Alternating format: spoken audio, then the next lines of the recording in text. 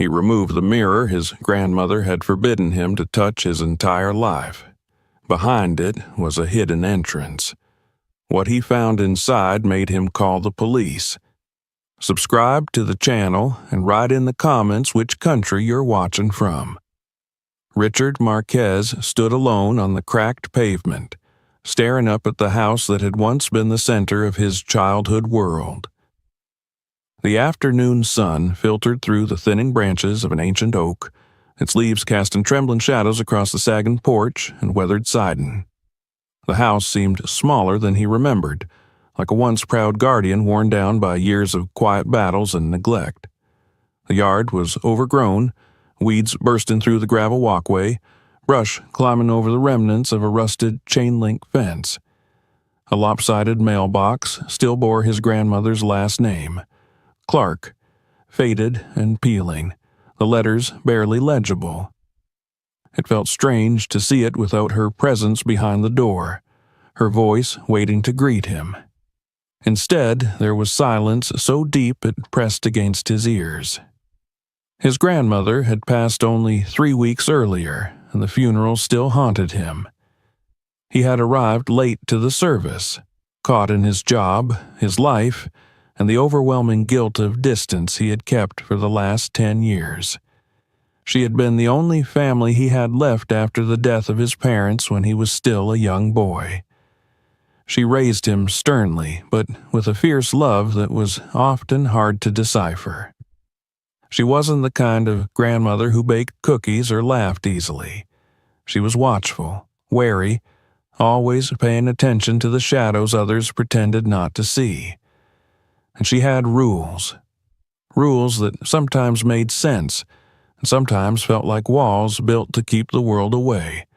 Above all, she had rules for her home, especially the rule about her bedroom. He could remember every warning word as if she were standing beside him now, her voice taut and unyielding. "Don't go into my room unless I tell you. Don't touch the mirror on that wall. Ever." Back then, he had obeyed willingly, too frightened by the intensity in her eyes to disobey. Now, he was the only living heir, with full ownership of a house filled with unanswered questions. He took a slow breath and stepped onto the porch. The boards groaned beneath his weight, complaining as though they resented being disturbed after settling into stillness. He pushed open the front door, and a wave of stale air greeted him. Dust, aged wood, cleaning chemicals, and something subtly floral that reminded him of his grandmother's perfume. It was as if time had stopped functioning the day she left the world. His eyes adjusted slowly as he entered the living room. The curtains were still drawn, filtering the sunlight into muted gold that touched the furniture like gentle fingers. The decor was frozen in a different era. A crocheted blanket draped over the couch, a television perched on an old rolling stand, framed photographs arranged neatly above the fireplace mantel. He paused before those photos. There was one of him at 8 years old holding a soccer ball, another of his parents smiling in front of a picnic blanket, the summer before the accident that ended everything. He touched the edge of the frame, guiding away a layer of dust. A deep ache squeezed inside him. He wondered if his grandmother had looked at these photos often in her final years, longing for the laughter that once filled these walls. He continued through the house, his footsteps stirring tiny clouds of dust that sparkled in the muted light. The kitchen was just as he remembered. Brown cabinets with loose handles, a refrigerator covered in magnets from grocery stores long closed, a worn linoleum floor with cracks like lightning strikes. He brushed his hand over the countertop where she used to prepare collard greens and cornbread. She would hum softly while cooking, but always stopped when she noticed him listening, as if music was her one vulnerability she couldn't allow anyone to see. As he walked down the narrow hallway, he glanced into what had been his childhood room, The door creaked as he pushed it open. Everything was intact, eerily preserved. His old books stacked on a shelf, posters of basketball legends curling at the edges, his small bed still made with a navy blanket.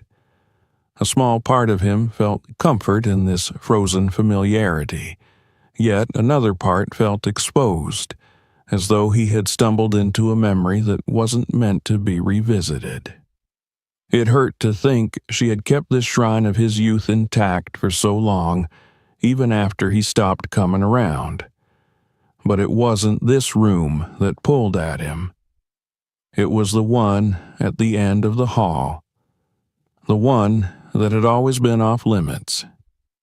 Her bedroom door stood slightly ajar, the first sign of casualness he had ever seen in relation to that sacred place.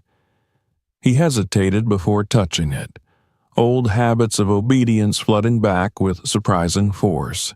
He pushed gently, and the door opened into a room cloaked in stillness.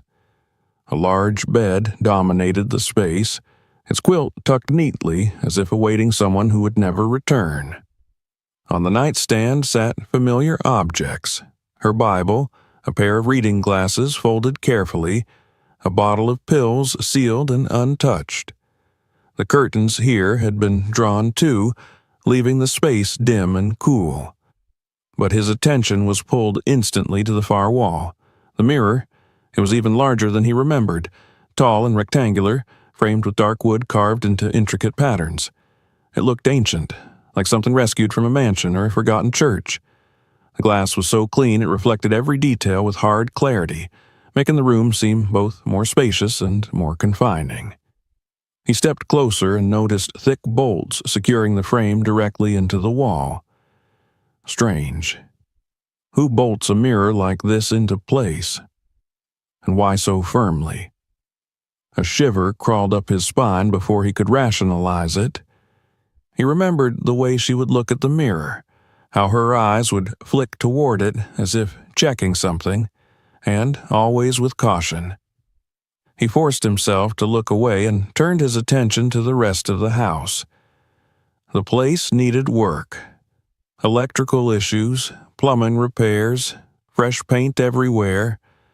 Selling it as it was would barely bring in enough to cover his grandmother's debts, much less give him a chance at a clean start. He had loans to pay, a job that never paid enough, and a desperate need to move forward in his life. Fixing the house was the only option. He told himself that was the mature, responsible decision. But now that he stood here, surrounded by memories stronger than he'd expected, doubt began to creep in. Was he really ready to tear apart the last physical connection he had to the only person who had remained after his world shattered? The only person who, even through silence and strictness, had loved him fiercely? He rubbed his forehead, feeling an unexpected sting behind his eyes. He didn't want to mourn anymore. Mourning was exhausting, and he had lived too long with grief as his shadow. His phone buzzed in his pocket, a reminder from work about upcoming deadlines, the very pressures that had kept him away from her as she grew older. He silenced the notification and tucked the phone away, forcing himself to breathe evenly. No more looking back. The house was his now, and it was time to make practical decisions. The doorbell suddenly rang, jolting him. Startled, he walked to the front door and peered out. A woman from across the street waved nervously, clutching a grocery bag. Her gray hair was cropped close, and she wore a pastel sweater too thin for the season. He opened the door slightly, keeping his voice polite. She gave him a soft, unsettled smile and introduced herself as Mrs. Grant, a neighbor who had known his grandmother for decades. She didn't step closer, as if invisible boundaries kept her rooted to the sidewalk. Her eyes darted to the house's windows before settling awkwardly on him. She offered condolences, but her voice wavered as she spoke, like grief wasn't the only emotion weighing on her. Then she asked quietly if he planned to stay long. The question wasn't casual. It sounded like worry disguised as curiosity. When he told her he would be here for a while, working on the place, she nodded slowly, lips tightening. "Just be careful in there," she said, her gaze drifting toward the upper windows again. Before he could ask what she meant, she turned quickly and shuffled away, almost trembling. Richard stood frozen, watching her until she disappeared into her house. The unease in her voice, the way she refused to come near the porch, all of it settled inside him like a cold stone. He wasn't someone who bought into superstition or nonsense. He believed in what was real, what could be explained. But the longer he stood there in the doorway, the more the silence around the house seemed to pulse. He stepped back inside and closed the door carefully. The lock clicked too loudly. He returned to the hallway and looked again toward his grandmother's bedroom, feeling an inexplicable tension building inside him. That mirror, those bolts, that rule she clung to so intensely. What had she been trying to protect? Or what had she been trying to contain? He lingered there, caught between logic and the growing pull of curiosity. He thought of the mountain bills and the opportunity this house represented. He needed to get to work. Needed to start tearing down old walls, replacing broken things, making room for a future. The mirror was just a mirror. The house was just a house. The past was dead. Yet, as he stepped into the bedroom once more, all he could think about was how alive her warning still felt. He exhaled slowly, the room's stillness pressing against him like a held breath. Whatever secrets lived here, whatever his grandmother feared enough to bolt a mirror into the wall, he would eventually have to face. The plan was set. The repairs would begin in this room. Whether he liked it or not, the first step toward his future lay behind that mirror. And somewhere, deep inside, he felt the first stirring of dread that once he uncovered the truth, there would be no turning back. He left the bedroom light on as he backed out and gently closed the door. The thin crack of light beneath the door looked like a watchful eye trailing him down the hallway. He didn't dare look back again until he reached the living room where he sat heavily on the couch, exhaustion crashing over him like a wave. The old house creaked and sighed, settling into the night. Richard told himself he was only imagining the sensation that the house was waiting for him, watching him, deciding when it would let him in on its secrets. He leaned his head back, closed his eyes, and listened to the heartbeat, slow pulse of silence that filled his grandmother's forgotten home, unaware just how deep and dark the truth beneath that mirror would go. The darkness gathered quietly, patiently, as though the house itself understood that something long hidden had finally returned, and soon it would demand to be found. The night in his grandmother's house stretched endlessly, wrapped in the kind of silence that made ordinary sounds feel intrusive. Richard slept fitfully on the couch, turning from one side to the other as memories stirred through his dreams. At one point, he woke abruptly, certain that he had heard footsteps in the hallway, the kind of deliberate pacing that suggested someone was searching for something. But when he sat up and listened, the house was still. Just old wood shifting with the temperature, he told himself. Just nerves reminding him that he didn't belong here anymore. Eventually, exhaustion dragged him back under, though the uneasy air never quite lifted. Morning arrived with a thin wash of sunlight slipping between the curtains. Richard pushed himself upright, his back stiff from the couch, his thoughts already heavy with the weight of what lay ahead.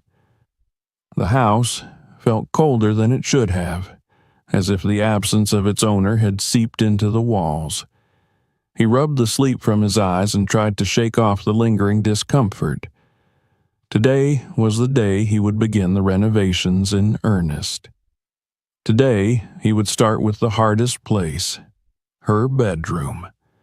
He forced down a quick breakfast, standing by the kitchen counter while the kettle hissed and sighed. The radio on his phone played lightly, but even music couldn't dispel the house's brooding quiet. Every now and then, he caught himself glancing toward the hallway, like something unseen was calling him back to the room with the mirror. Finally, with a steadying breath, he gathered his tools and headed there, determined not to let childish memories slow him down. The bedroom awaited him in the muted morning light. Dust motes drifted lazily in the sunbeams that escaped between the curtains. For a moment, he simply stood in the doorway, struck by how little the room had changed. It felt like stepping into a meticulously preserved memory, everything arranged just as she had kept it, as though she might walk back in at any moment and straighten the coverlet or adjust the lamp. The thought made his chest tighten unexpectedly. He had spent so many years keeping distance, only to find her presence everywhere now that she was gone. But he reminded himself why he was here. The house needed renewal if it was ever going to be worth anything. He set his toolbox down beside the bed, and his gaze was drawn like gravity to the mirror bolted to the wall. Its surface reflected his form sharply. The room doubled in eerie, near-perfect clarity. Even in the light of day, the mirror gave off an unsettling aura. Not because he expected something supernatural, he wasn't a child anymore, but because his grandmother had guarded it from him so fiercely. There had been no explanation, only fear and urgency in her voice whenever he dared get too close. He approached it now, each step a mild rebellion against years of discipline. He reached out and laid his fingers across the carved wooden frame. The wood was cold under his skin, its dark grooves filled with age. He braced himself and tried to tug the mirror away from the wall, but it didn't budge. The bolts securing it looked newer than the mirror itself. Thick steel glinted beneath the grain of the wood, biting deep into the plaster. It wasn't just mounted. It was locked in place, intentionally. The realization sent a prickle of unease down his spine. He stepped back and studied the frame more carefully. He crouched, inspecting the bottom edge.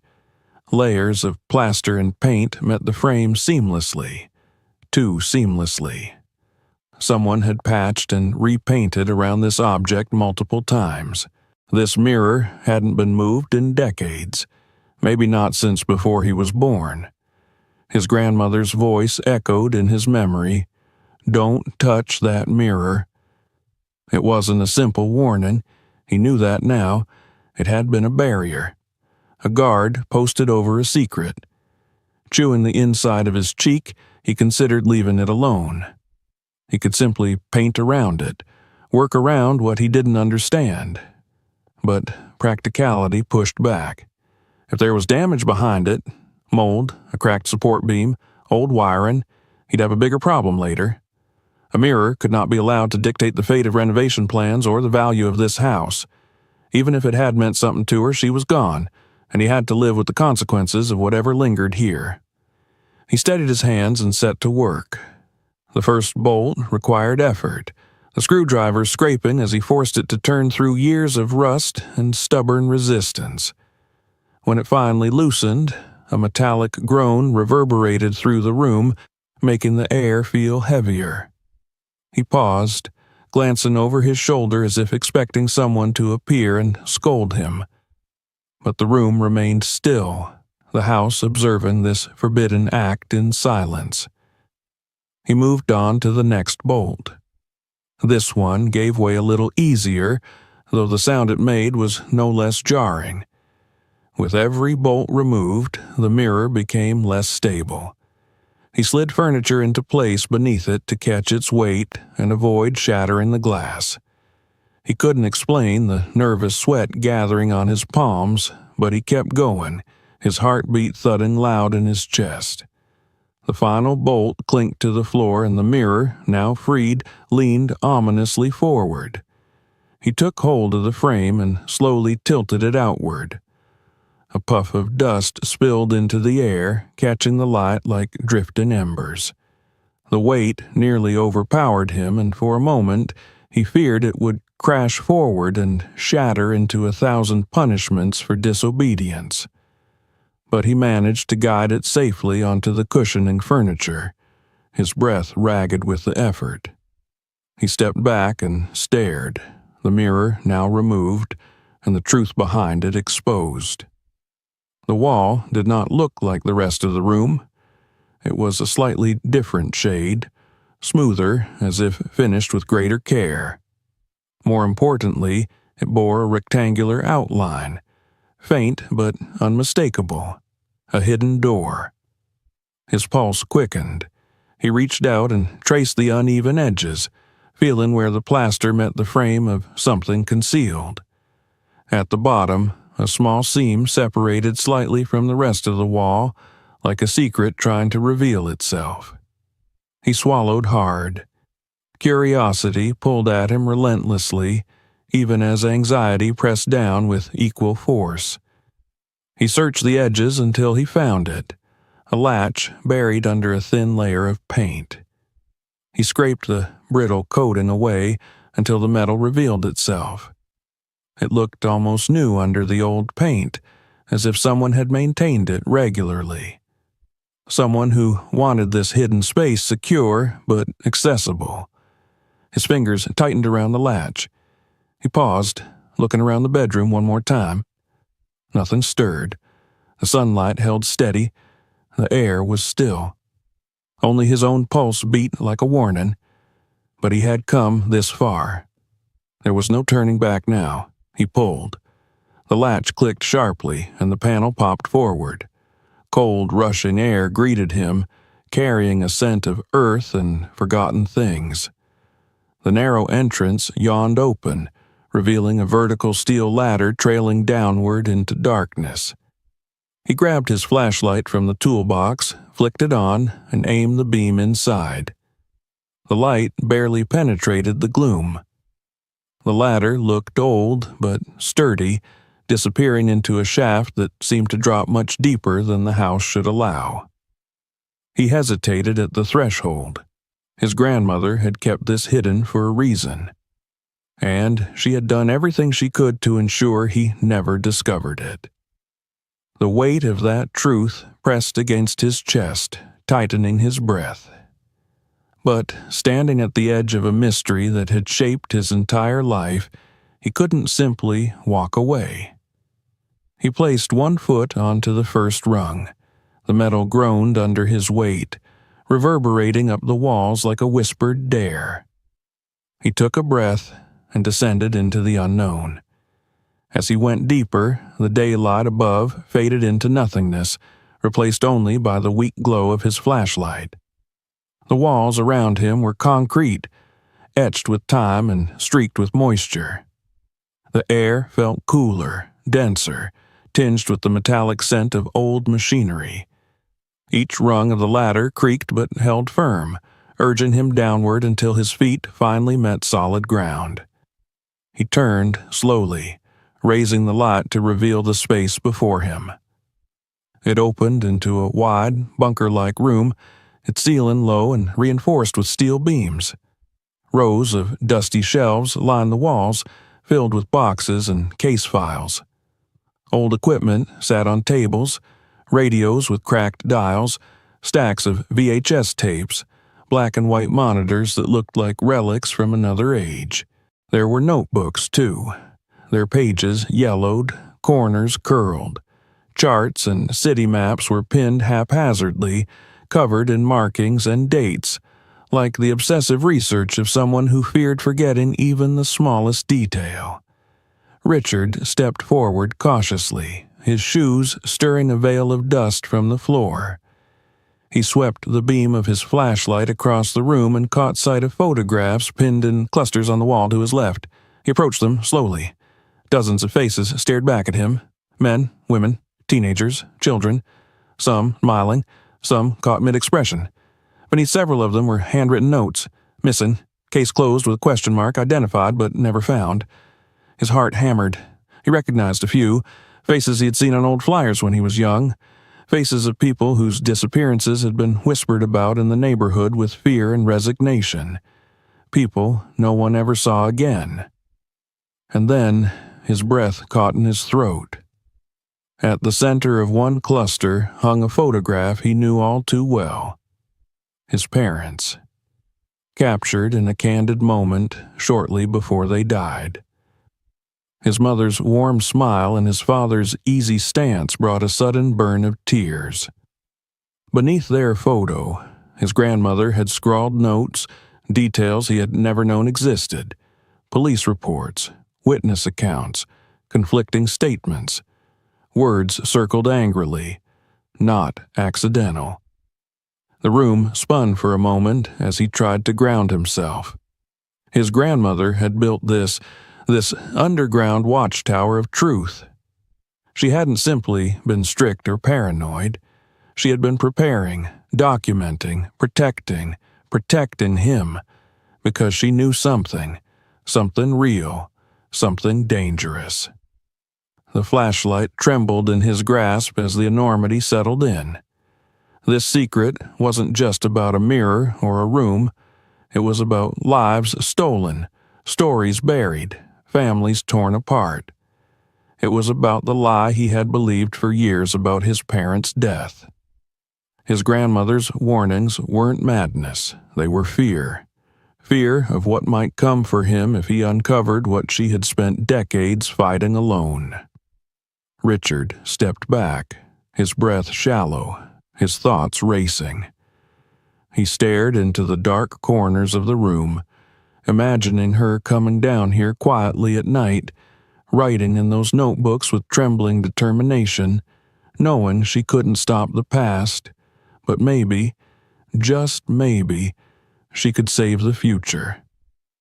He looked back up toward the ladder, a sliver of daylight peeking down the shaft. It felt impossibly far away. He realized the world he thought he knew had cracked open, revealing a truth far more complicated, painful, and dangerous than he ever imagined. He wasn't sure yet what to do or who to trust, but he knew one thing now with absolute certainty. His grandmother had not simply left him a house, she had left him a mission, and as long as he stayed here, he would be crossing a line from which there was no turning back. Richard lingered at the foot of the ladder, staring into the vast, dim chamber that lay hidden beneath the house he once believed he knew so well. The air felt heavier here, dense with the presence of secrets long buried and fiercely guarded. The silence was overwhelming, broken only by the low hum of his flashlight and the faint, distant echo of the house settling above him. He stood motionless for a long moment, trying to convince himself that this wasn't some fever dream or delusion born from grief and exhaustion. But the cold concrete under his shoes, the stale scent of old paper and rusting equipment, every sense assured him that this place was real. Here was something his grandmother had devoted her life to, something powerful enough to make her hide a full bunker beneath her own home and bolt it away behind a mirror. His heartbeat pounded hard in his chest as he forced air into his lungs and stepped deeper into the room. Shadows shifted along the walls as his light moved, revealing details that grew more disturbing with each discovery. Tables were cluttered with film reels and cassette players, their cords coiled like snakes. Stacks of documents sat arranged in boxes by dates, covering decades of time. Old tape recorders and dusty microphones sat on shelves, accompanied by labels marking years and locations. And everywhere he looked, he found maps of the neighborhood and surrounding city plastered against the walls, littered with red circles, arrows, scribbled notes, and markers that formed a chaotic spiderweb of connections. This room wasn't random storage. It was meticulously curated, an archive of something that mattered deeply to the person who had built it. He moved closer to one of the maps, squinting at the dates. They ranged across years of his childhood, with some even predating his birth. His grandmother had quietly documented the lives, and likely deaths, of others while raising him under the same roof. His heart tightened with a sudden surge of emotion. What had she seen? What had she known? And why, after all those years, had she still chosen silence? His flashlight passed again over the wall of photographs and lingered unwillingly. The collage felt alive, like dozens of watchful eyes followed his movements. He stepped forward, feeling the weight of those gazes more and more acutely. He reached up and touched the edge of a photograph of a teenage girl, smiling brightly in a school portrait.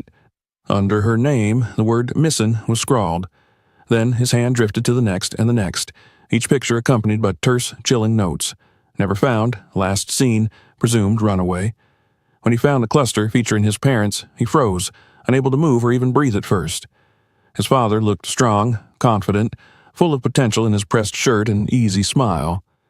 His mother glowed with joy, her eyes sparkling with the promise of a life that would unfold in happiness. Richard traced the date written at the bottom of the picture only days before the accident that stole them from him. The sight of it splintered his composure.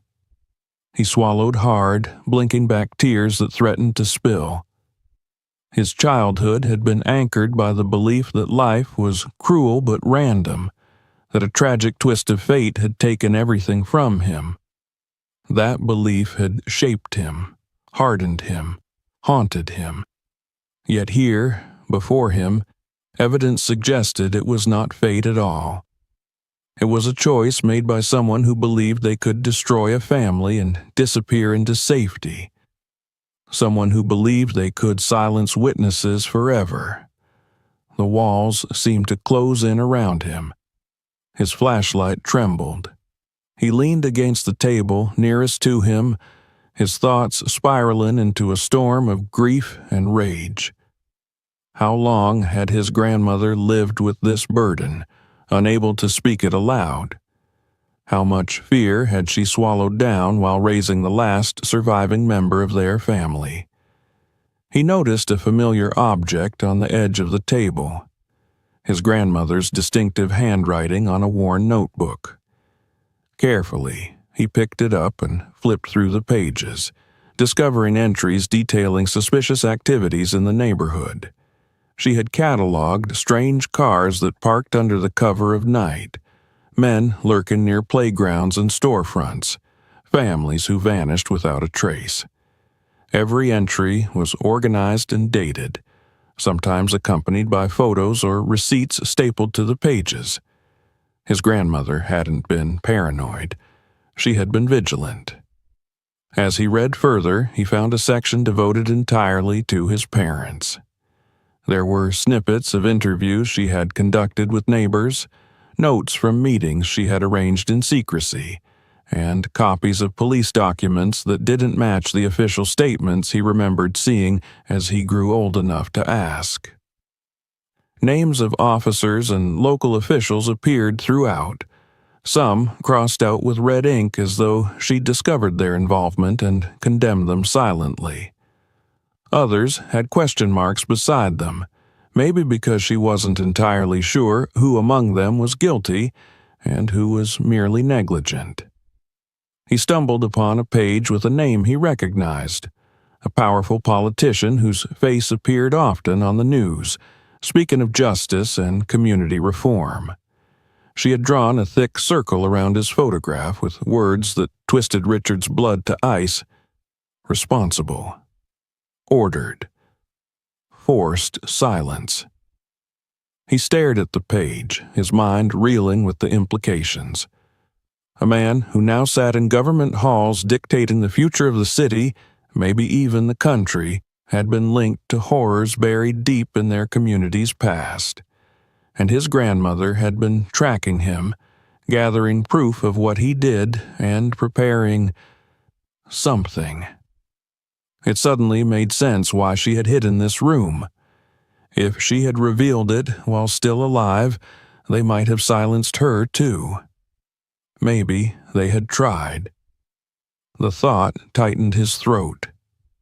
Had his grandmother spent her final years not in peace, but in fear that her death would be the signal for everything she fought for to be lost forever? That all the evidence she collected, all the sleepless nights spent gathering stories and monitoring suspects would vanish with her? He clenched his fists. He couldn't allow that to happen. He eased the notebook shut and continued scanning the room. At the far end, he found a cluster of electronic devices positioned together, a wall-mounted monitor, several small security cameras, and a set of reels for live recording. Dust blanketed the equipment, but the organization suggested they hadn't been abandoned. Not truly. Tangled cords told the story of constant rearrangement and upgrading over the years. It wasn't hard to imagine his grandmother down here, sitting in the glow of that screen in the dead of night, watching someone, waiting for the moment when truth would expose itself. Richard shined his light on a stack of cassette tapes labeled by street names he recognized. The homes where he had played as a kid, streets where his school bus had dropped him off, familiar corners where he'd once bought candy from local shop owners. That realization, she had been watching everywhere, not out of distrust but out of protection, brought a fresh wave of emotion to his chest. The love in that devotion was staggering. She hadn't been cold. She had been carrying the weight of an entire community alone. The deeper he ventured into the room, the more he felt like a trespasser in a sacred place. Every box was a graveyard of lost stories. Every scrap of data held a plea from someone who'd vanished, begging not to be forgotten. His grandmother had preserved them all so they wouldn't be erased by time or by those who benefited from silence. Opposite the latter, a thick steel door loomed in the wall. Richard approached it cautiously. It was heavier than the hidden entrance upstairs, reinforced and sealed with manual locks. The knobs and bolts were coated with rust, implying that this part of the bunker hadn't been opened in years. He hesitated, unsure if he wanted to know what lay behind it. Not every truth needed to surface. Not every secret was meant for discovery. But then again, this room existed because his grandmother refused to accept ignorance, because she knew the cost of not knowing. He steadied himself and gripped the wheel-like latch. It refused to move at first, groaning as if objecting to being disturbed. He applied more force, using his full weight, until finally the lock jerked and the mechanism gave way. He pulled the door open just enough to cast his flashlight beam through the gap. Inside was a smaller room, far more clinical than the rest. Metal filing cabinets lined the walls, labeled meticulously with numeric codes and dates. There were locked drawers with warning stickers that spoke of classified information. On a desk near the center sat another set of folders, arranged in a neat pile as if awaiting her return. But the most unsettling discovery was the projector aimed at a roll-down screen, frozen mid-frame, and the image still faintly visible on the screen. It was his parents' house, their old driveway, the side of their home. His home. His breath hitched. He stepped fully inside, drawn to the screen like a moth to flame. He inspected the dusty projector, resisting the urge to wipe away what appeared to be fingerprints still fresh on its surface. He hit play. The machine sputtered to life with a low whir, and the image brightened. He saw figures moving through shadows. A man approached the house, glancing around before lifting an object into the trunk of a car.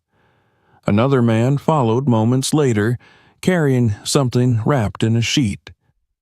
Richard felt his knees weaken. The date stamp in the corner of the screen matched the night of the accident that had claimed his parents. The truth stood before him and roared so loudly inside that he couldn't hear anything else. His parents hadn't died in an accident. They had been murdered. They were silenced for what they knew. And his grandmother had captured the proof. For a moment, he couldn't do anything but stare, the image flickering in front of him like a nightmare trying to escape into the waking world. His vision blurred as he imagined his grandmother alone down here, replaying that night repeatedly to gather every detail she could while raising him upstairs unaware. When he finally forced himself to breathe again, he stepped back into the main room, switching off the projector. He needed fresh air. He needed to think. The ladder loomed ahead, and he made his way toward it, his legs weak and his heart thrashing violently. The climb back to daylight felt longer, as if the shadows below reached for his ankles, unwilling to let him leave. He emerged into the bedroom and pulled the hidden panel shut quickly, the darkness swallowed with one firm push. The mirror still leaned precariously nearby, leaving the raw secret exposed in plain view. Had anyone else known? Had someone been watching for this moment? A sudden chill rushed through him as if the air was warning him. Knowledge came with a price. He pushed the mirror back just enough to cover the panel temporarily, though not fully secured. His mind was too disordered to worry about careful concealment right now. He needed space. He moved out of the room and leaned heavily against the hallway wall, dragging his hands over his face. The house seemed to pulse around him. His grandmother's presence felt tangible now, guiding him, urging him to continue as carefully as she once had. He inhaled slowly, letting the shock settle bit by bit. What he had found was not just a private obsession, it was evidence, a battlefield of history, a lifeline to justice. He made his way to the living room and collapsed into the couch, still clutching the notebook. His thoughts raced too fast to grasp fully, but one thing was clear. This wasn't truly the beginning of his journey. It was the continuation of hers, and just as she had protected him silently for years, he would now carry and protect the truth she had entrusted to him, because whatever waited behind those secrets was still alive. And it would not welcome the light. Richard did not sleep that night. He sat in the living room with the lights off, the notebook open on his lap, and the projector's images replaying relentlessly in his mind. Every time he closed his eyes, he saw the shadows of those men, the wrapped shape carried from his childhood home, the silent conspiracy that had stolen his parents away while he slept upstairs unaware. It felt like his memories had been rewritten in real time, truth erasing the comfort and lies he had clung to for decades. The house was quiet around him, too quiet. The walls seemed to hold their breath, as if waiting for his reaction. He glanced towards the hallway again, the darkness at the end of it deepening, narrowing into a void. Behind that void lay a door, and behind that door lay answers that he could no longer pretend he had not seen.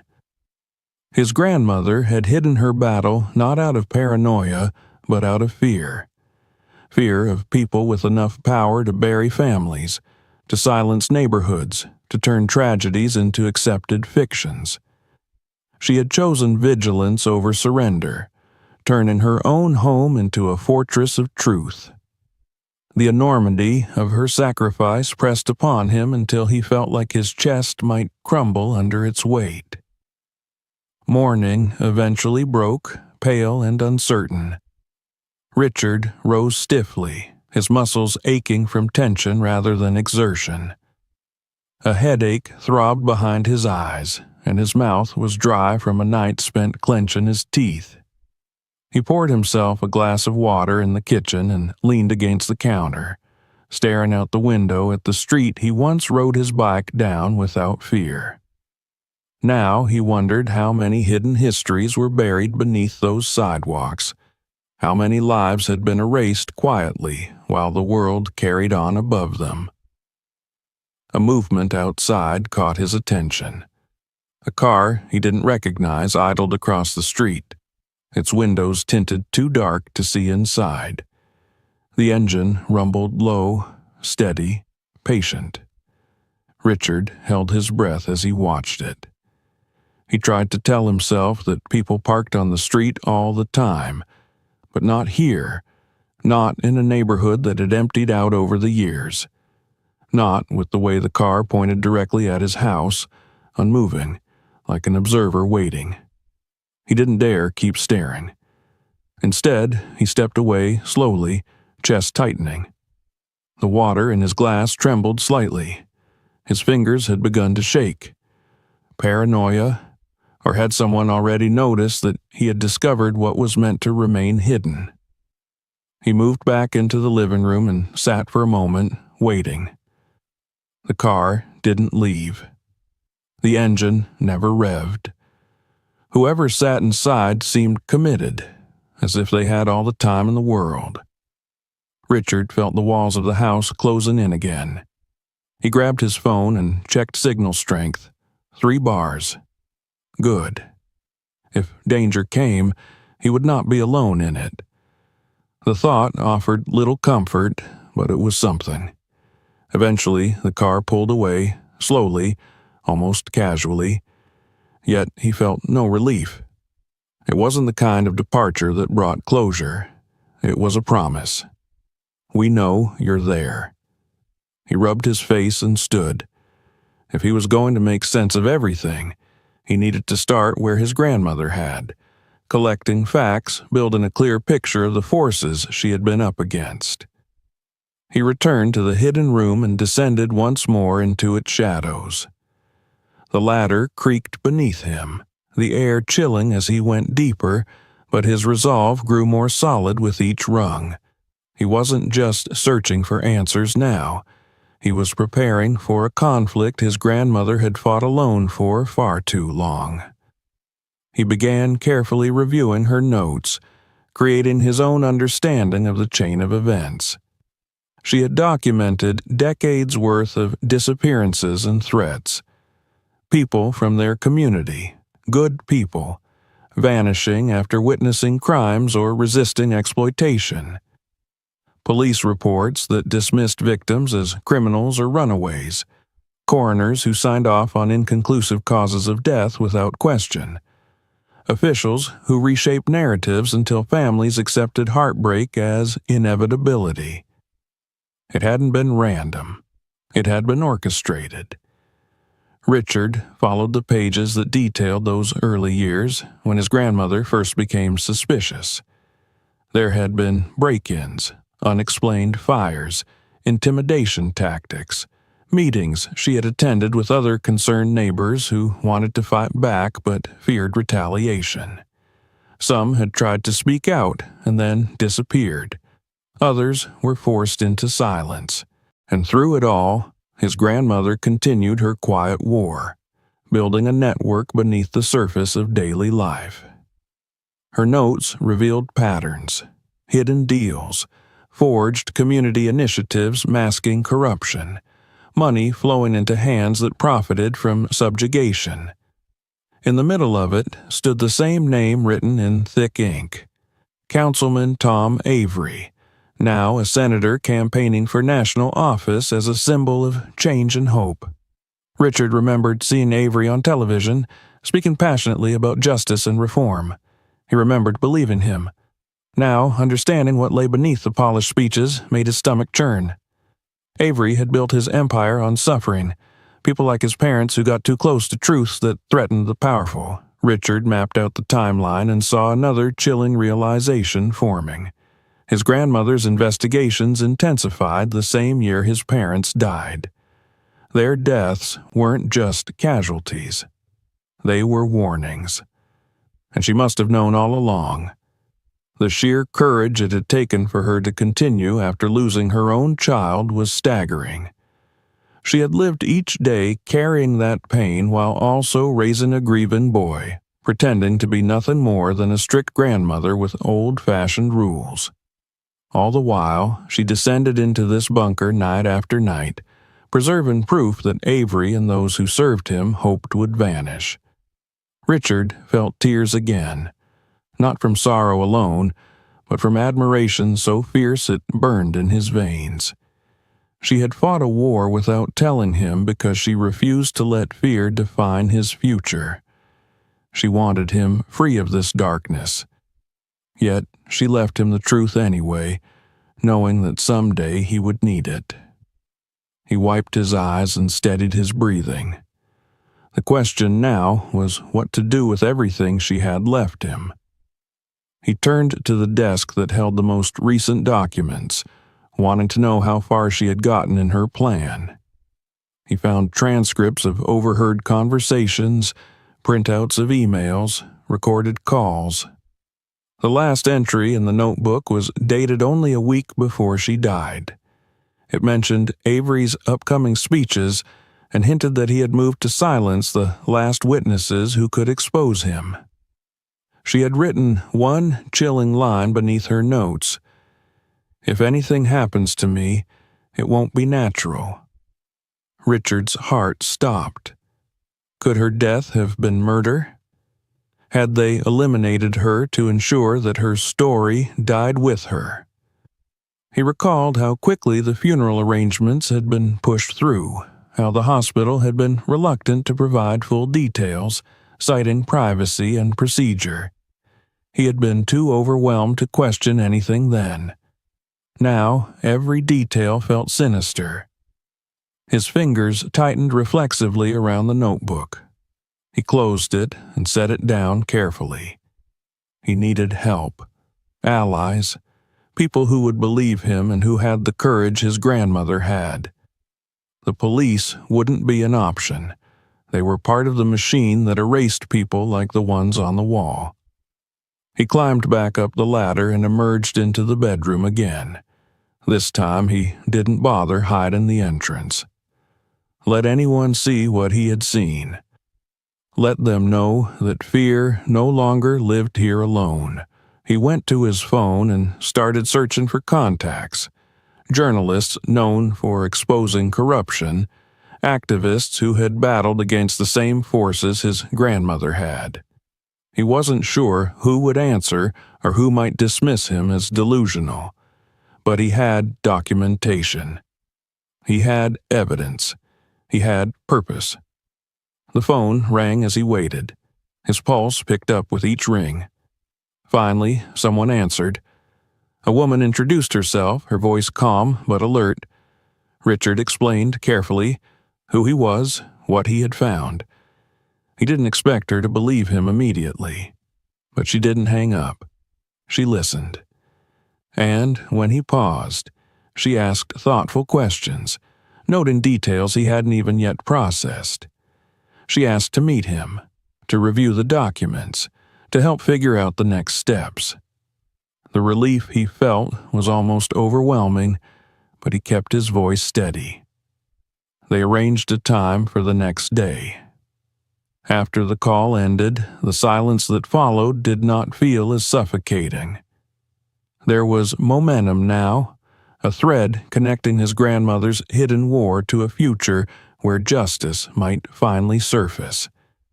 But that sense of hope was fragile. He knew he wasn't safe. He knew others would move quickly if they suspected he was gathering allies. As he paced the living room, a new thought crept in. He wasn't the only one who knew about the hidden bunker now. The men who had sat in that car earlier, they were here because the house was no longer quiet. Because something had shifted. Because someone had reported movement where none should have existed. They would return. They would try to take back what his grandmother had built. Richard turned toward the hallway, gaze fixing on the bedroom again. He could feel the weight of the truth beneath his feet. He thought of the trapped souls in those photographs, their pleas for justice contained in dusty files. He would not let their stories be buried again. Even as fear twisted inside him, determination rose stronger. His grandmother had believed in the power of truth. She had fought for it, died for it. And now it was his turn. The house creaked again, as if acknowledging his resolve. He looked around at the dim walls, the worn furniture, the remnants of a life lived with quiet strength. He wasn't alone here. He carried the spirit of the woman who had raised him to be resilient, who had sacrificed everything to protect what mattered most. He straightened his shoulders and exhaled slowly. The time for pretending ignorance had passed. Whatever forces his grandmother had opposed in silence, he would confront with a voice they could no longer ignore.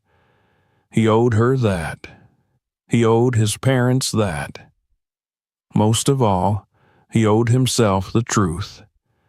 And he would not stop until he had dragged every last shadow into the light. The atmosphere inside the house shifted after that phone call, as if the very walls sensed that truth was beginning to rise from beneath the floorboards and climb toward daylight. The air felt more alert, charged with a new tension that pressed against Richard's nerves. He moved through the room slowly, checking each window, every door, and listening for sounds that didn't belong. His senses sharpened in a way they never had before. He was no longer simply a visitor in his grandmother's home. He was a guardian of her secrets and of his own fate. Late afternoon shadows stretched long across the floor as he began cleaning the living room, not out of tidiness, but because he needed something to occupy his hands while his mind sifted through his grandmother's meticulous investigations. Every creak of the floor made him look up. Every distant car passing outside drew his attention to the window. He kept expecting the unknown watchers to return, the ones who had parked outside earlier. He tried to convince himself that it was coincidence, paranoia seeded from uncovering too much too fast. But deep inside, he knew the truth. Nothing about his life was coincidence anymore. Eventually, he forced himself to eat something, though his appetite was thin. By the time night fell, exhaustion tugged at his body, but his mind refused to rest. He took a blanket from the closet and settled onto the couch again. He didn't want to sleep in the bedroom, not while the hidden entrance lay exposed beneath the mirror, not while danger lurked unseen beyond the walls. Sleep took him in unsettling fragments. He drifted through shifting memories, his grandmother sitting upright in her rocking chair, her stern eyes darting toward the bedroom and that mirror, his parents laughing in the driveway, before the scene twisted into the silent footage he saw on the projector. Then the faces from the wall in the bunker hovered, staring at him, silently pleading. Every dream left him gasping awake, heart pounding, sweat chilling his skin. Dawn eventually came like a dull blade, offering little comfort. Though sleep had been scarce, he rose before the sun fully warmed the horizon. He brewed strong coffee and took his cup with him to the back porch. The yard was overgrown, the fence barely standing, but the grass glistened with beads of dew that sparkled like tiny promises. The stillness didn't feel peaceful. It felt like a held breath.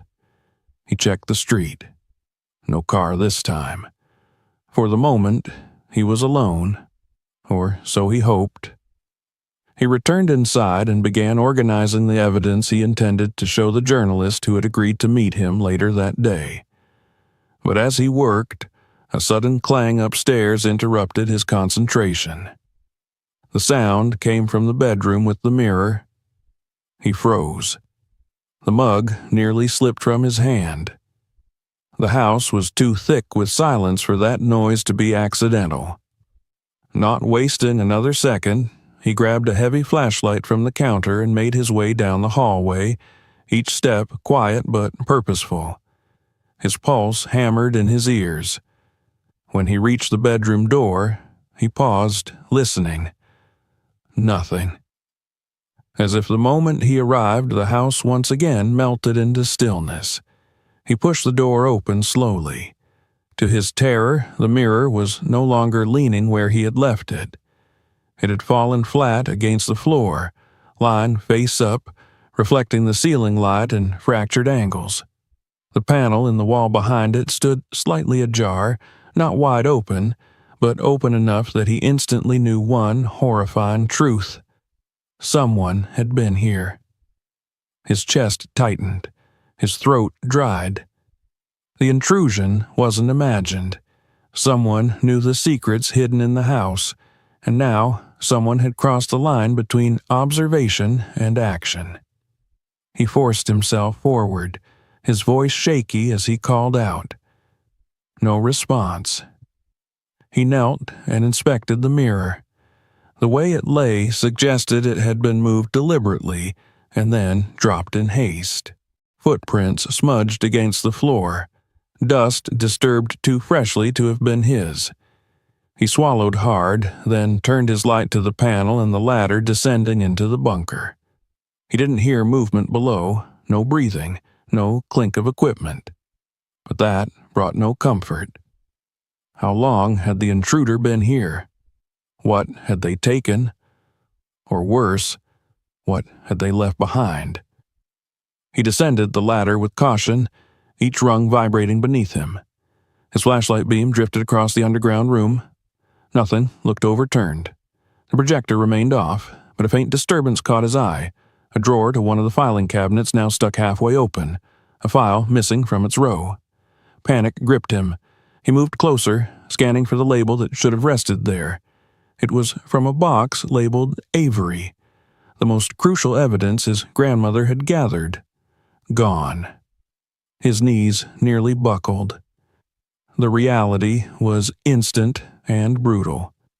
The people who had caused this suffering were still powerful, still watching, and now they knew he had something they wanted destroyed. He stumbled backward, nearly tripping over a coil of wire on the floor. It felt like the room itself was shrinking around him, pressing in with suffocating darkness. His grandmother had been so careful. She had built this fortress through fear and sacrifice, and in a single night he had compromised everything she protected. Climbing out of the bunker, he slammed the panel closed and shoved the mirror back upright, securing it enough to block access temporarily. He rushed to the windows, pulling the curtains open, letting light flood the house like a plea for protection. The daylight didn't erase his fear. It only made the edges of danger easier to see. He spent the following hour calling the journalist, updating her urgently. She sensed the seriousness instantly and offered to come earlier than planned. Richard agreed. The sooner someone else saw this, the less chance there would be for the truth to be erased again. He paced while waiting. Each minute crawled by. Every creak of the house made him jump. His phone vibrated with a text from an unknown number. "Leave the house now." He deleted it without responding, but dread slithered up his spine like ice. Another message followed. "This is your last warning."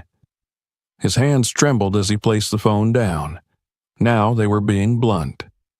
A slow realization dawned. If the intruders had wanted him dead, he would already be gone. They didn't want his life. They wanted his silence. The knock came so sudden and loud that he flinched. He hurried to the door and peered through the peephole. A woman stood on the porch, clutching a messenger bag, scanning the street nervously. The journalist. He unlocked the door quickly and ushered her inside. She introduced herself and wasted no time asking to see the bunker. He took her directly to the bedroom, explaining everything rapidly: the mirror, the hidden panel, the stolen files. She recorded the entire walkthrough on her phone, documenting his discovery. When they reached the underground room, she took several photos and rifled through his grandmother's notes with practiced precision. "This is extraordinary," she whispered, eyes wide. "Your grandmother was building a case that could destroy careers, maybe even put powerful people in prison." Richard nodded, voice raw. "Someone already knows I have this. They were here last night. They took something." She looked at the disturbed cabinet, and her expression hardened. "That means the evidence here is real and dangerous." Her conviction steadied him. They spent hours scanning documents, making digital copies, building a portable archive that could survive if the physical one was compromised.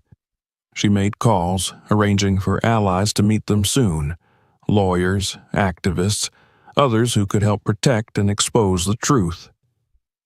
By late afternoon, preparations were underway. Richard felt lighter in a way, knowing he wasn't alone anymore.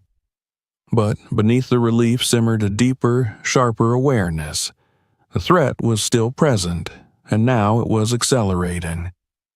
As the journalist packed her equipment to leave, she assured him that multiple copies of everything would be stored safely by nightfall. Even if the house burned down, the truth would not. That brought him some comfort. But when she drove away and the sun dipped low again, fear crept back through the cracks of the house like a returning storm. The quiet settled heavily, reminding him of the eyes watching from the darkness of the street. He double-checked every lock, stacked furniture against the doors, sat on the couch with a baseball bat within reach. He tried to read his grandmother's notes again, but the words blurred through exhaustion and dread. Night fell fast. Hours passed in tense silence, until a snap echoed from the side of the house. Richard bolted upright. The bat almost slipped from his sweaty grip. His breath hitched as footsteps approached the porch, slow, cautious, too deliberate to be innocent. He reached for his phone, hands shaking. The bat felt absurdly small against an unseen threat. Another footstep, then another. Before he could dial, the footsteps retreated. Silence swallowed the house again. He slumped back, heart racing so violently it hurt. They weren't going to strike tonight. They weren't here for violence, not yet. They were letting him know they could reach him whenever they chose. Fear was their weapon. Silence was their goal. Richard wiped his forehead with his sleeve and tried to steady his breath. The intruders hadn't come to finish anything. They had come to remind him that everything had just begun. His grandmother had lived with this terror for decades. Now it was his turn, and no matter how deeply fear rooted itself into his bones, he knew one thing more clearly than anything else. He would not let them win. Not while he still had breath to fight. The night after the intruders circled the house passed slowly, thick with dread that clung to Richard like a cold shroud. Every hour he jolted awake to some imagined sound. Footsteps on the porch, whispers outside the window, the creak of a floorboard that felt too deliberate to be the settling of an old house. By dawn he had slept no more than a handful of minutes, his nerves stretched taut and humming like wires ready to snap. Yet, underneath the exhaustion, something deeper lived now: resolve. He understood that fear was precisely the tool his enemies relied upon, the same tool they had used on his grandmother, his parents, and countless others. They controlled communities by making people too afraid to speak, too afraid to resist. If he bowed to fear now, he would be surrendering not only his family's truth, but every life marked on those walls downstairs. Morning arrived gray and muted, clouds thickening overhead, as though even the sky braced itself for what would unfold. Richard brewed coffee and sat at the kitchen table with the remnants of his grandmother's notebook, flipping through its pages as if gathering strength from her handwriting itself.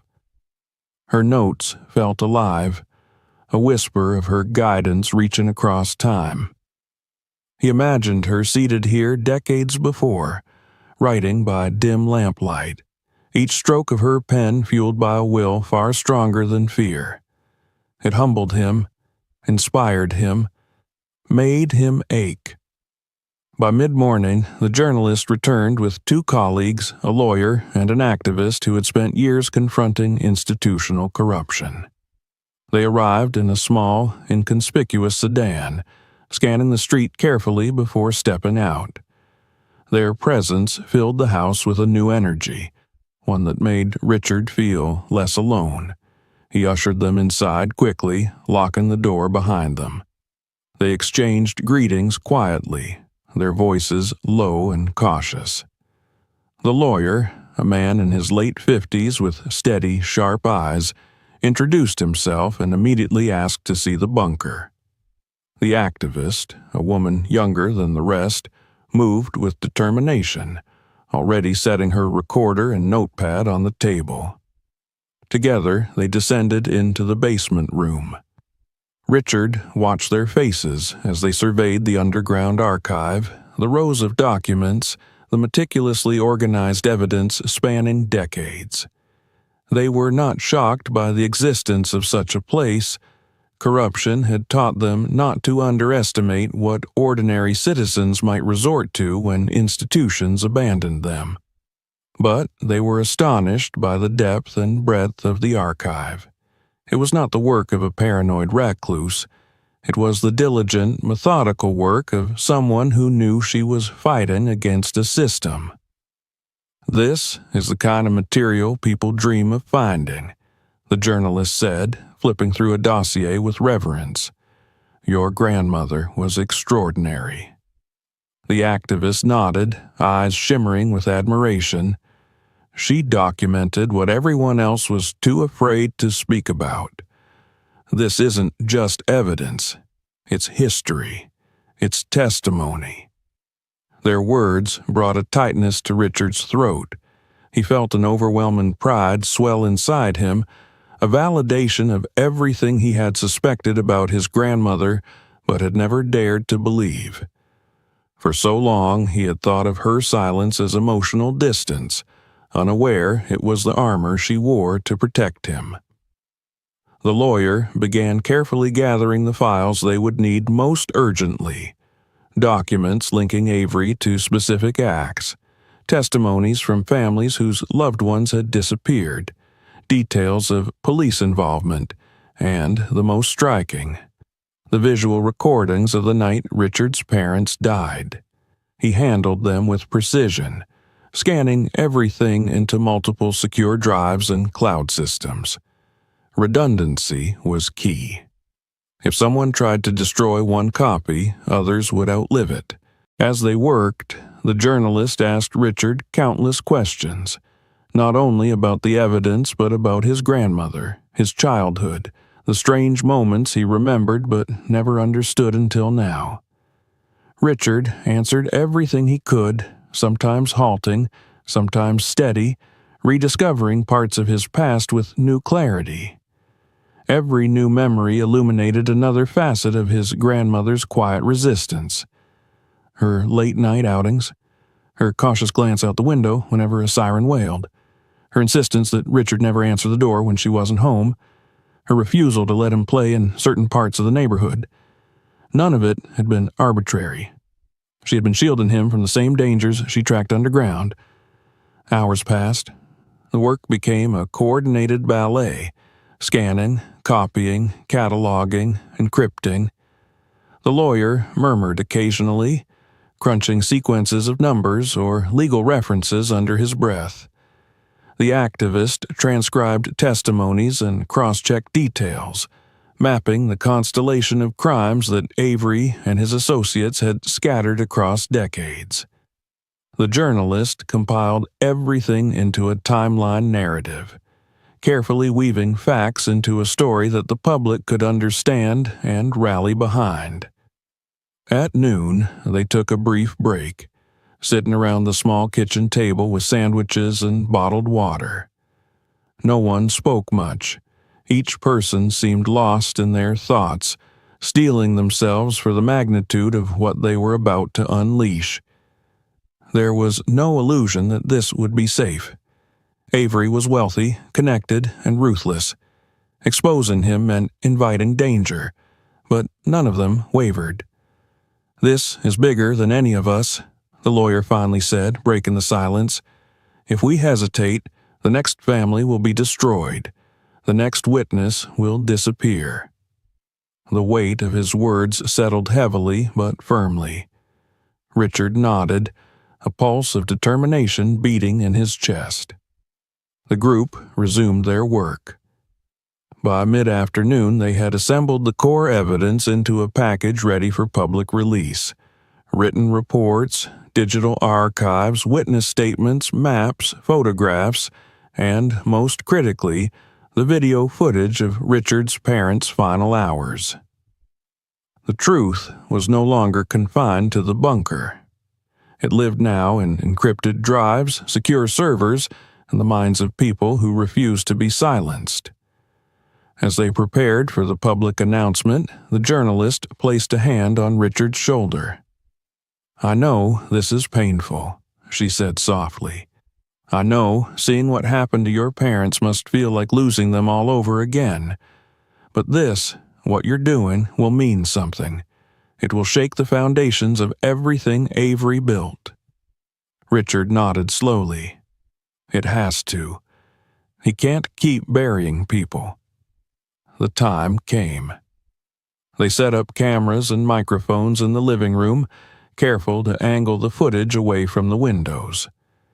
The activist prepared a statement. The lawyer reviewed statutes and legal precedents to accompany the release. The journalist synchronized files across multiple platforms so that when the story went live, it could not be scrubbed from existence. Then, with a deep breath, they hit publish. The story erupted across the internet like wildfire. Social media feeds exploded with headlines accusing Avery of crimes spanning decades. News outlets rushed to cover the unfolding scandal. People shared the recorded footage, horrified, outraged, demanding answers. Anonymous accounts corroborated the data. Former police officers hinted at cover-ups. Family members of victims came forward, voices trembling but unafraid. The story was far larger than Richard had realized, and once it began to unravel, it refused to stop. Within an hour, Avery's office released a statement denying everything, calling it an organized smear campaign launched by radicals. But the evidence was too comprehensive to dismiss, too detailed, too damning. And with every passing minute, more voices rose in support of the investigation. While the world above boiled with outrage, Richard remained inside the house, anxiety pulsing through him with every new update. The journalist assured him that they had taken all possible precautions, but fear curled in his stomach like a living thing. Exposure meant vulnerability. The darkness that had hunted his family was now cornered, and cornered predators were most dangerous. The sun lowered by late afternoon, smearing the sky with bruised colors. The activist and lawyer packed their things, preparing to leave and meet with others assembling public protests downtown. The journalist lingered a moment, promising to check on him later and urging him to call if anything seemed strange. After they left, the house felt too empty again, as if its walls exhaled all the tension the group had brought into it. Richard stood in the middle of the living room, staring at news updates on his phone. Avery's campaign headquarters had gone silent. Protesters gathered outside City Hall. People demanded a federal investigation. It should have brought him relief. Instead, the unease returned in full force. Night crept in quickly, swallowing the last of the day's light. Richard turned on every lamp in the house, unable to bear the darkness. The shadows pressed in anyway. Outside, the wind stirred, brushing tree branches against the siding in a rhythm that sounded almost intentional. He made himself a cup of tea. His hands trembled around the mug. A sudden alert flashed on his phone, a live broadcast from outside Avery's mansion. Then another from a political commentator.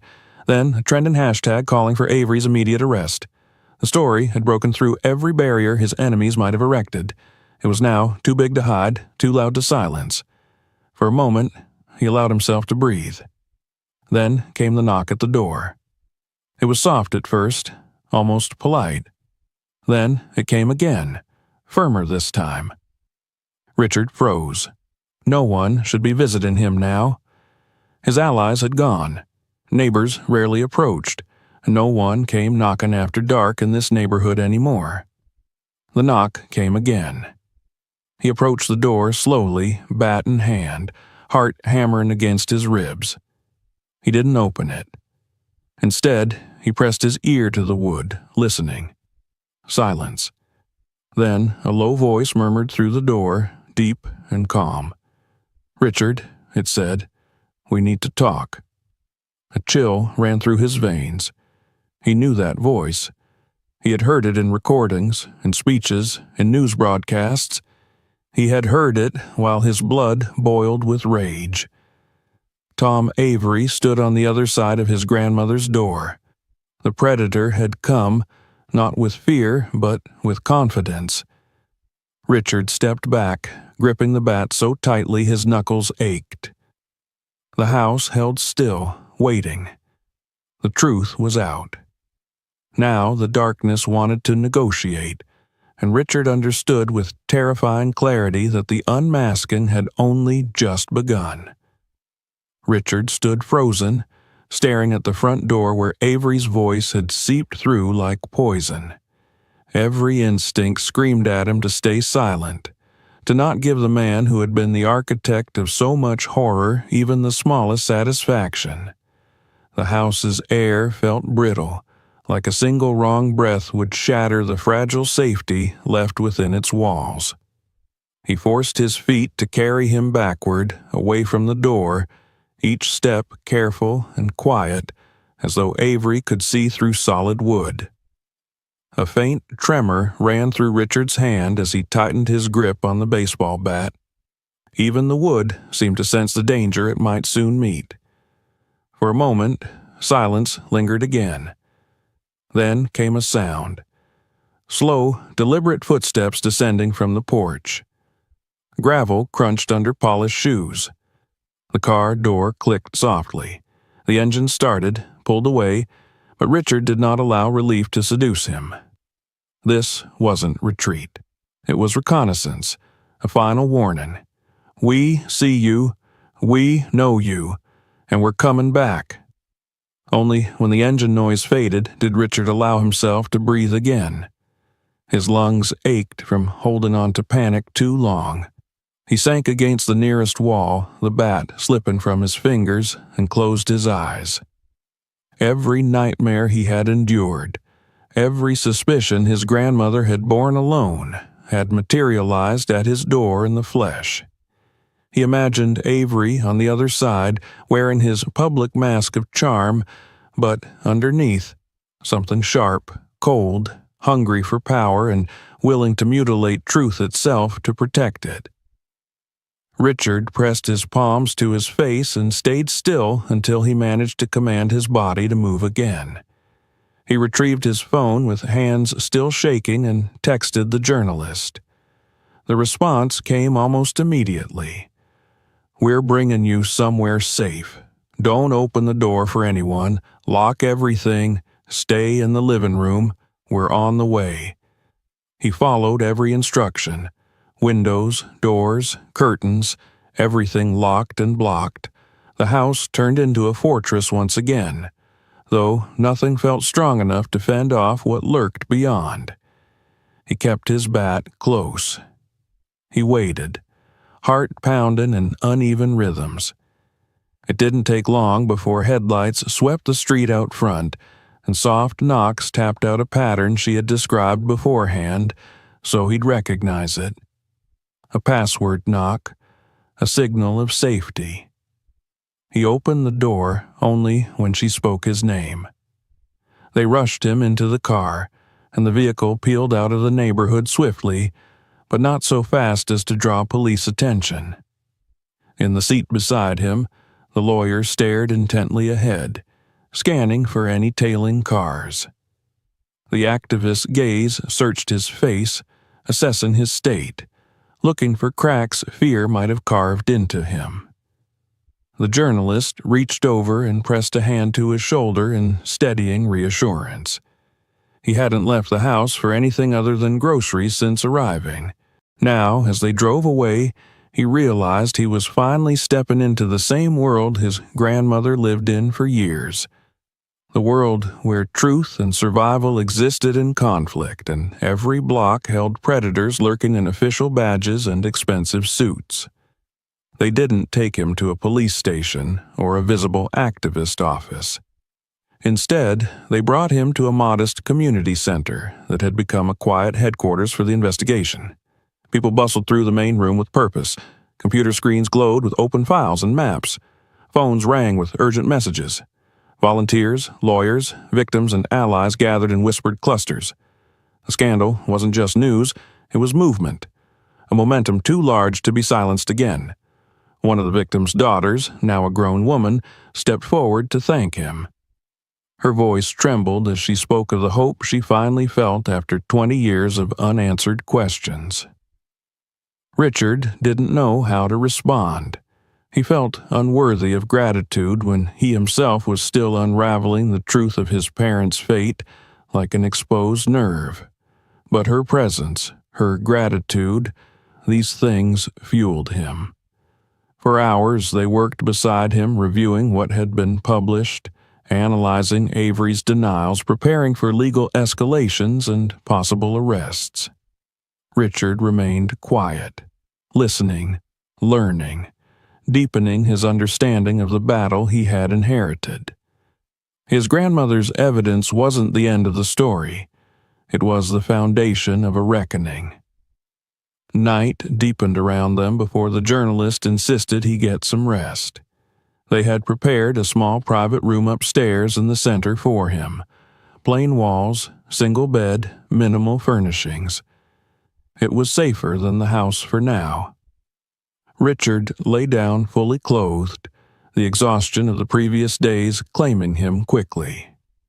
Sleep took him harder than he expected, but this time it was not full of nightmares, only distant murmurs of voices that felt like fragments of memory, like his grandmother reading quietly in another room, eyes always alert even when she pretended calm.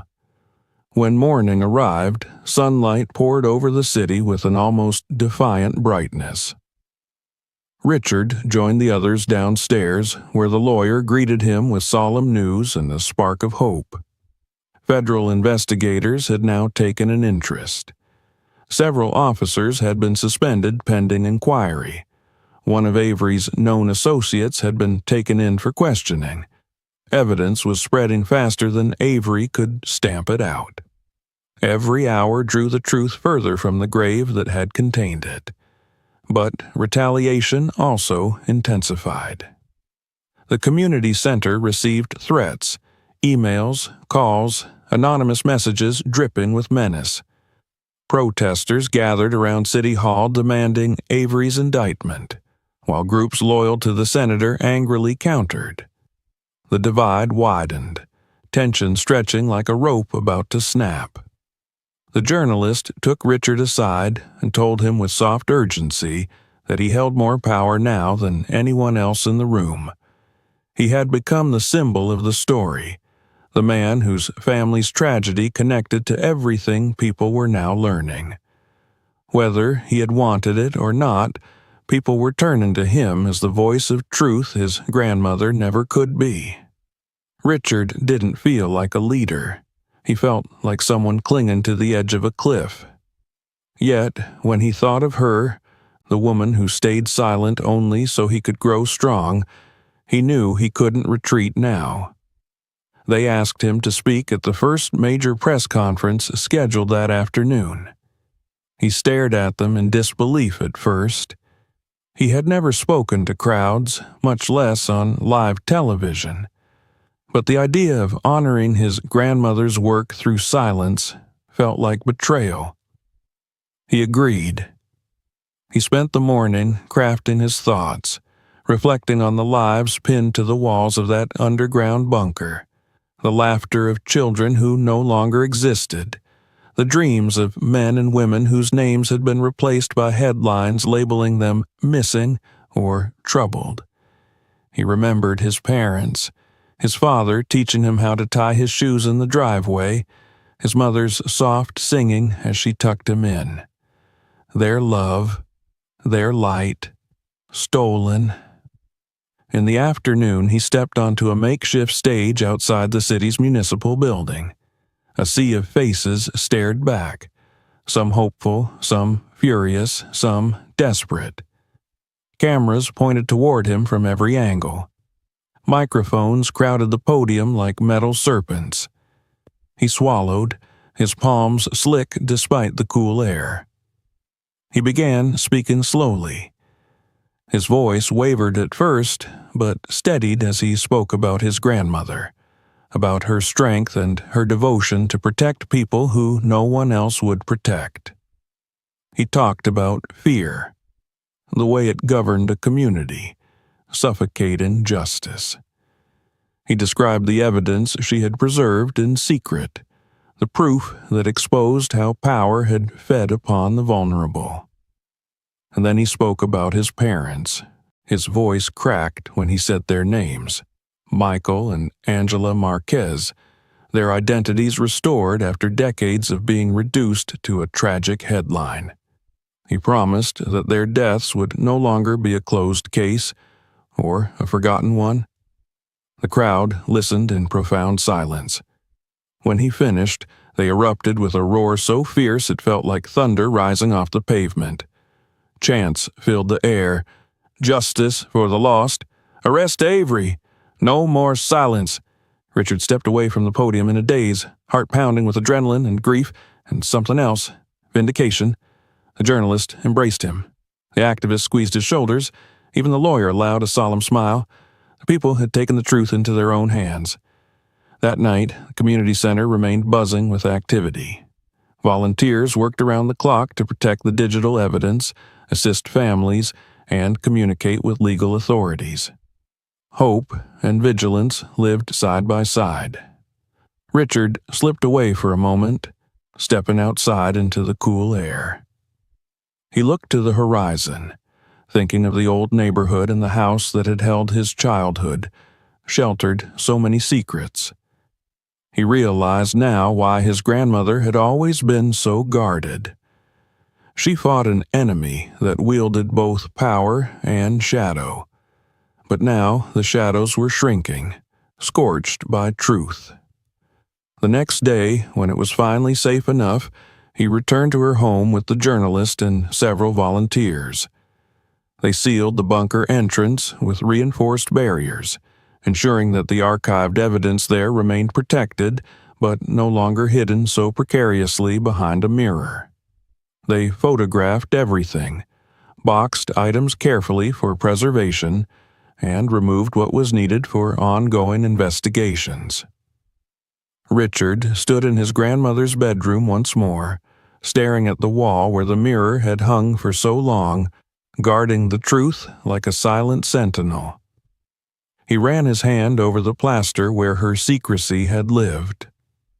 The mirror stood leaned against a dresser now, waiting.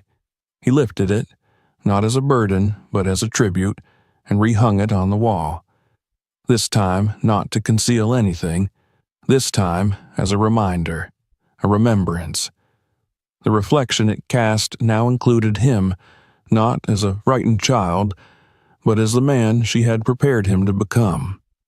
Later, in the backyard, the activist and several community members helped lay a memorial plaque under the oak tree his grandmother used to admire every morning. It bore a simple inscription in elegant lettering, in honor of those who were silenced.